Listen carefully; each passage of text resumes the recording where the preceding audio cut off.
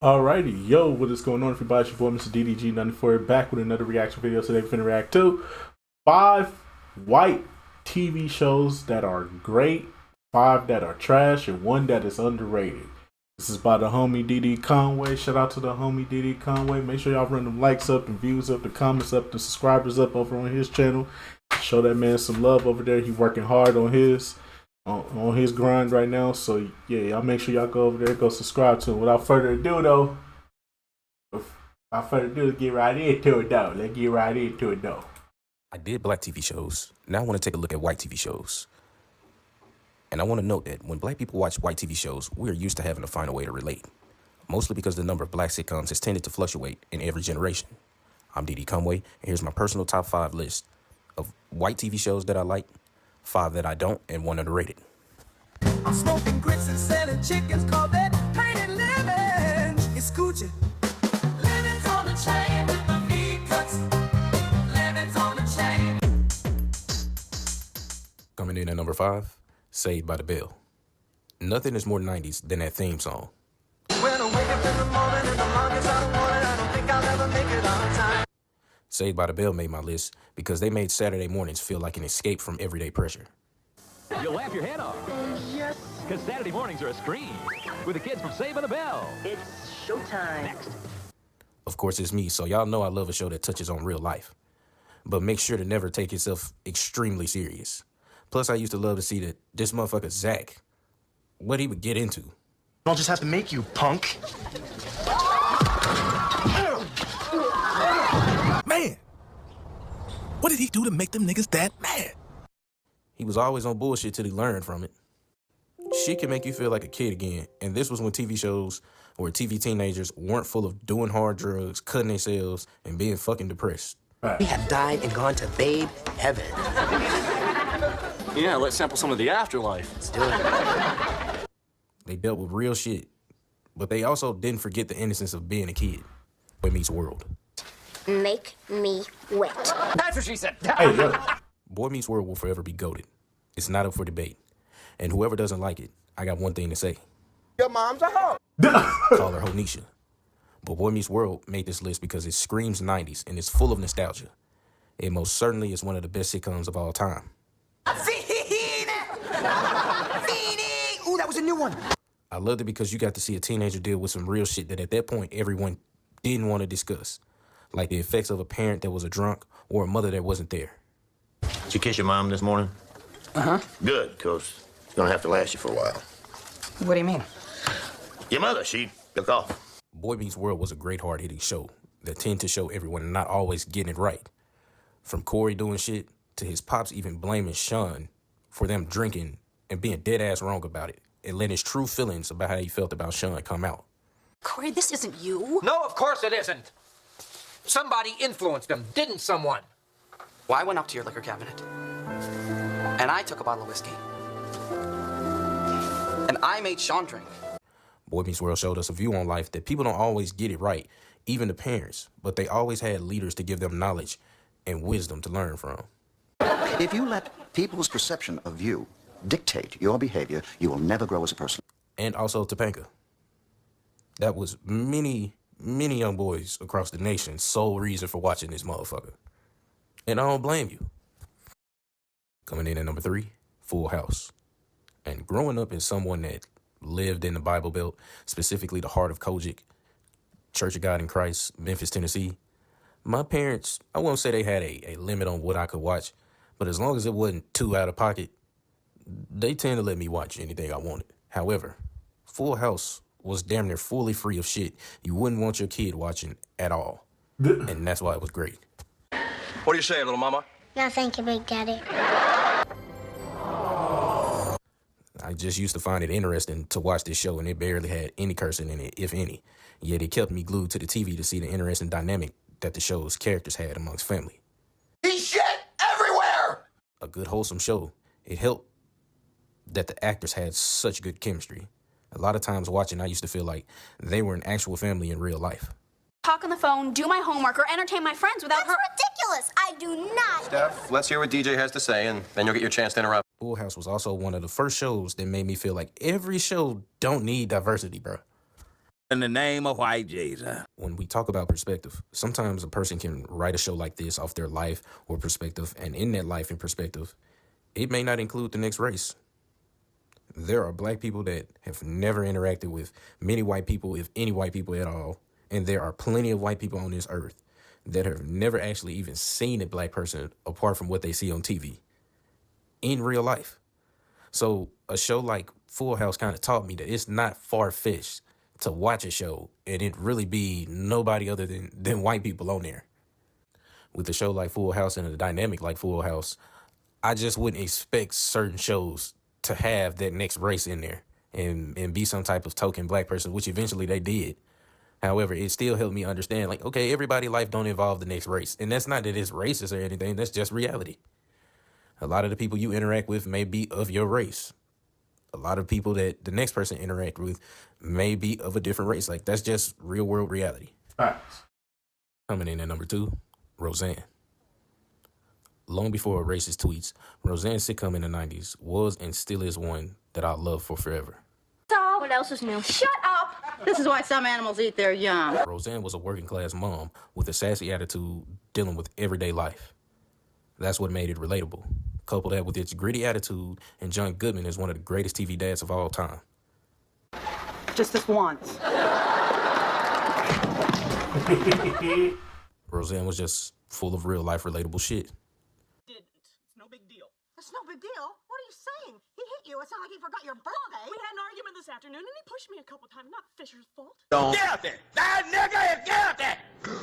Where most shows would shove unrealistic upper class situations in your face, Roseanne took the opportunity to shove things like paying bills, burning a meatloaf, and plop it down on the couch after feeling burnt out in your face. Real life relatable things.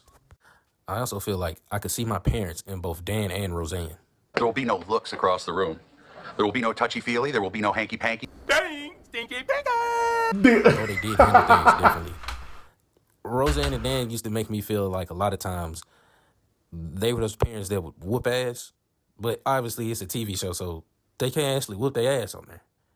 It's like you kind of knew without knowing. However, I saw my parents in them, and it was just a show that I loved. All my no cable babies that had a few channels to watch will feel me on this one. Coming in at number 1, Mama's Family. You could look up disgusting in the dictionary and there'd be a picture of this. Nasty bitch. Thinking ass It was easy to bitch. resonate with Mama's Family. She was an old lady that didn't take a lot of shit and told it like it was. Husband his evening kiss. Part of my wifely duty. Have you ever noticed how none of your wifely duties can be performed standing up? She got your ass. She was the white Madea. And as a kid, it was my first time kind of putting that together and realizing, like, damn, she get on everyone's ass just like the one in my family do. Overall, Mama's Family was a staple in my childhood and is a great comfort show. Now we get to the shows that I didn't like. Coming in at number 5, and it may not be considered, I guess, a TV show per se, but it's more of a sketch show. I'm still adding it to this list. Saturday Night Live. Saturday Night Live had content that I love. And I used to just watch feeling like everyone was trying their hardest to make the next break character. Good day to you both. What the hell was that? We misplaced the baby. You deal with people like Jimmy Fallon. You deal with people like Will Ferrell. And some of the funny sketches that came with watching the show, it will forever be legendary. We got Furick and Federico Fellini over here. I think that SNL was also a show that helped me learn humor better. Especially being someone that moved from one area to the suburbs. I mean, man, the way we joke as black people is totally different than white people. It tends to be the same sometimes, but just the way we joke culturally is different. And I think Saturday Night Live was one of those shows that kind of helped me understand that better, and just watching myself. However, I think what went from a joyous good time eventually went down the drain after people like Jimmy Fallon eventually left. Yes, they may have had some good seasons, but I don't think any of the seasons that they've had in recent years tops anything that they did in the past. Herb. fast forward to today, and it just feels like a show full of corny-ass jokes, as well as full of pandering moments. This next one may be a little different. Coming in at number 4, Orange is the New Black. Spread your cheeks and cough. All right, motherfucker, let's get it on. This show had everything, and at the time, it was out of the box and out of the norm from what I'd usually be watching. Every character had great personalities, and everything flowed smoothly. However, Poussey... Pussy. My name is Poussey. Accent a droite, bitch. However you say her name. Once that character died, that was the beginning of the end for me, as well as totally taking the character of Piper and turning her into an utter piece of shit. Like, it just felt like the direction of the show went downhill, and I stopped watching. Coming in at number 3, Seinfeld. Please. Seinfeld, you made a reservation for a mid-size, and she's a small. I believe strongly that Seinfeld was about nothing, and I believe situational comedy is not for everyone. You can add this to the list of shows that once they came on, I knew it was time to take my black ass to sleep. However, it was one of the few shows that I chose to give a chance to from time to time, and I watched enough to understand that the jokes were slow, and many times I watched it felt like this was probably more relatable to somebody that lived in New York. Fact. I also knew the style of comedy just wasn't my style. I like the more outlandish and physical comedy, and a lot of the times the jokes and even the setup just didn't hit for me. Also, I like storyline and structure in the show. There was no real storyline, and these characters experienced no real character growth. They all tended to have questionable behavior, and I get it, bro. If that's your style of comedy, that's for you, but I kind of felt like Seinfeld wasn't what people made it out to be. That shit is a 2-pack of ass. I also think the overexposure to this helped with my dislike. When you are being continuously exposed to something that you don't find funny, you can create a dislike with it. I just didn't think it was the show that everyone made it out to be, but Seinfeld will always have my utmost respect. Fucker. You're saying I'm a nigger? Yes, you are the niggerest fucking white man. I don't think he could do that. Oh. I don't think he has those There's only qualities. two. Coming in at number 2, The Walking Dead. And before y'all get on my ass. Nah, you ain't wrong on this one. Nah, Diddy Conway, you ain't wrong on this one. They need to end this shit. This shit gotta go. It's time to let it go. Listen, you cannot Simpson this. You cannot Family Guy this. You cannot South Park this, bruh. This show at some point has to go. Let it go. It's time to let it go. AMC, it's time to let it go. Please. For the love of God! For the love of God! Please! What more do you want from me? Damn! Let it go, man. It's time to let it go.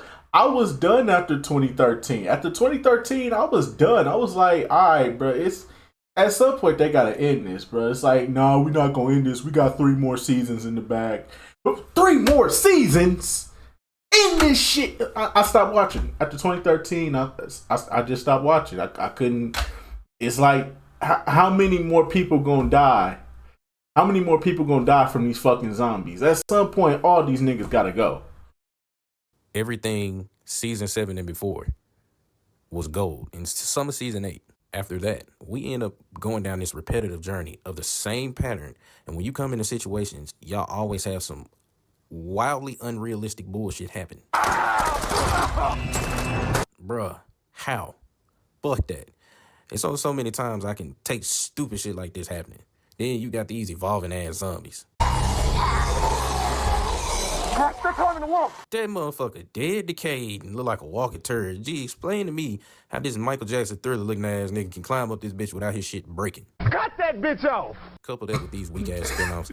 I feel The Walking Dead is an example of focusing too much on source material and not writing it in a way that would be more entertaining for the viewers of the show.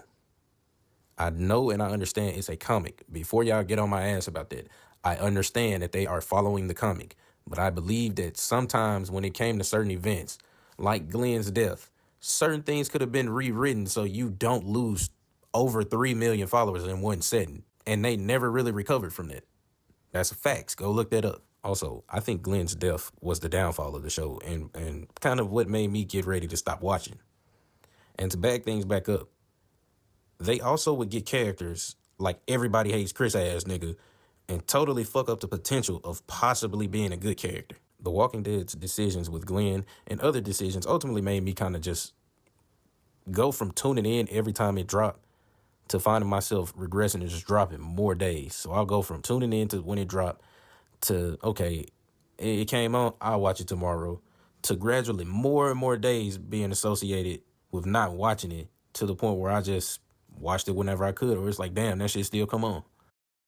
Coming in at number 1 on this list is one of the most overrated shows of all time, Friends. Someone at work ate my sandwich. Changing the channel. This bootleg ass living single show. We will never forget. Hold on. And we'll never forgive Jennifer Aniston for what she did to brother Jamie Foxx, throwing brother Jamie Foxx under the bus. He did not say anything anti-Semitic. He just was speaking his piece about something that was going on in his life, and they took it as anti-Semitic. How can spitting something personal become offensive to other people? This is what I mean, dog. They control. It's always like this, bro. They can say whatever they want to say about us, but when we say something about them, they cancel us. It's anti-Semitic. But when they say something about us, it's like, well, I mean, hey, we're just speaking on black issues here, Like, hey, it's on the news all the time. It's like, but when we say something about y'all ass, y'all quick to cancel a motherfucker. Y'all quick to throw a motherfucker down and say he's anti-Semitic. But y'all say one little thing about us, and then we don't like that, and then we come at you for it. It's like, well, it's on the news. I mean, I have a point here. And then everybody agrees that, yeah, it's on the news. I mean, black people really need to stop this. I mean, come on, black people, come on, y'all got to change your ways up. It's like, oh, hi. That's why I don't fuck with I don't fuck them Jews. I'm gonna keep it real with you. Fuck them Jews. I'm gonna keep it real with you. Fuck them Jews. I'm gonna keep it real with you. I ain't anti-Semitic. It's all love and all that, but fuck them Jews. The Jews that feel like it's okay to throw rocks at us for when we say something to y'all, but then when y'all say something to us and we don't like it, we don't get that same type of respect. It should go both ways. That's all I'm saying. It should go both ways. If you gonna say something to the black community, we should have the right to say something back to the Jewish community. You can't just say it's anti-Semitic because y'all don't agree with it. Well, we didn't agree with y'all said. Okay? It's crazy. It's crazy how you cannot no longer have conversations amongst others, amongst other religions or ethnicities or whatever people identify as. You can't even have a fucking genuine conversation or constructive criticism without somebody saying, I'm offended, cancel him. That's why cancel culture ain't shit. That's why I sit up here and say it. Fuck them Jews. I say it with a straight face. I don't give a fuck. Because what is cancel culture? Cancel culture is a fucking myth because they don't go both ways. It's always one side has one argument, but it's like, but you can't say that about those guys. I didn't say kill the Jews. I just said fuck them. That's not anti-Semitic. That's just me just saying fuck them. But they'll label that as anti-Semitic though. That's crazy. Every time this came on, simply put, why would I watch this shit when I can just watch Living Single? Facts. Eggplant. Nasty bitch. As a kid, I didn't understand Friends, and I thought that shit was boring as hell. And I already felt like Living Single was the black version, but in all reality, it was really reversed. Friends indeed isn't original and stole its whole basis from Living Single. Although we know that now, for me, it was one of those moments like I can't just quite put my finger on it. But it just felt like a mystery as why, okay, this show matches up with this show, but this show just black. You get older and you find out it was stolen from them, so it makes a lot of sense. When I heard the theme song, I knew it was time to what? Say it with me. Cut that bitch off! But I never found it entertaining. And I felt it was just pointless because we already had the original. The jokes, corny. The laugh track, they gonna keep that bitch on all day, even when the joke over. Laugh track your ass to death. History has shown that black people have had many ideas stolen from them and presented by a white person as though they did it. And I think Friends is a perfect example of that. Message. Thank you. Coming in at number 1 on this underrated list, Third Rock from the Sun. Oh, wow. What's to understand, kill her and get a new one? No. You can't do that. You gotta get a new one, and then you kill her. Third Rock from the Sun is one of the most extremely underrated sitcoms of all time. Great jokes, great acting, and great storylines from episode to episode, and great physical comedy. I can't see through my eyelids. Open them. Oh, they're manual. I put this show in because I haven't seen anyone talk about it in years. And it was a show that was way different from anything I was watching at the time, especially being that it was about a group of aliens disguised as humans, reporting shit back to the third planet from the sun. I enjoyed being able to stay up and watch this in its prime. It was a storyline that I wasn't used to, and it helped that John Lithgow, I think that's how you say his name, helped that his ass was in it. However, every actor held their own and played their roles so well that as a young kid, I just used to watch this, and it made me follow each one of their careers afterwards. And that's something I'll always remember. Alrighty, that's just gonna about do it for this one. Me personally, I would have put what you call it? I would have put Married with Children in here. Yeah, definitely got to put Al Bundy in here. If we talking white TV shows, goated white TV shows, you got to put Al Bundy in here. Come on, man. Love and marriage. Come on, man. Frasier, most definitely. I fucks with Frasier. I definitely fucks with Frasier. Frasier's an underrated show, in my personal opinion. And that 70s show. How can you leave out that 70s show, though? Come on, Chief. How you gonna leave out that 70s show? I mean, even though Hyde is a freaky frog and a 69 guy, but still, though, we still, 70 show is still goated, even if it got one bad apple in there. Freaky ass nigga, he a 69 god.